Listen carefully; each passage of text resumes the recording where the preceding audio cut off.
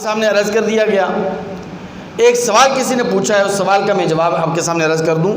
اور سوال یہ پوچھا گیا ہے کہ دوران وضو ناک میں بھی دائیں ہاتھ سے پانی ڈالنا چاہیے یا پھر بائیں ہاتھ سے، یعنی وضو کے متعلق ہے سوال آیا ہے۔ تو چونکہ لوگ اس بارے میں بھی زیادہ تر لوگ کنفیوز رہتے ہیں یا اس پر عمل نہیں کرتے، تو دیکھیے بات یہ ہے کہ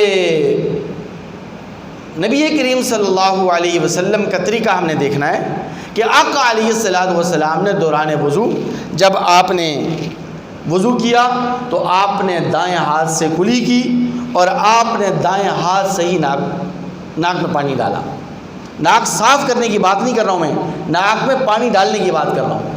حضرت عثمان غنی رضی اللہ تعالیٰ عنہ کی روایت ہے، حضرت علی المرتضیٰ رضی اللہ تعالیٰ عنہ کی روایت ہے، دونوں صحابی رسول اس روایت کو بیان کرتے ہیں کہ نبی کریم صلی اللہ علیہ وسلم کا طریقہ یہ تھا کہ آقا علیہ السلام جب بھی وضو فرماتے تو آقا علیہ السلام دائیں ہاتھ سے کلی کرتے، دائیں ہاتھ سے منہ میں پانی ڈالتے، دائیں ہاتھ سے آقا علیہ السلام ناک میں پانی ڈالتے۔ اب اگر ناک صاف کرنے کی ضرورت ہے تو ناک صاف کرنے کا یہ طریقہ ہے کہ بائیں ہاتھ کی یہ چھوٹی انگلی ہے، اس چھوٹی انگلی سے آپ ناک کو صاف کریں۔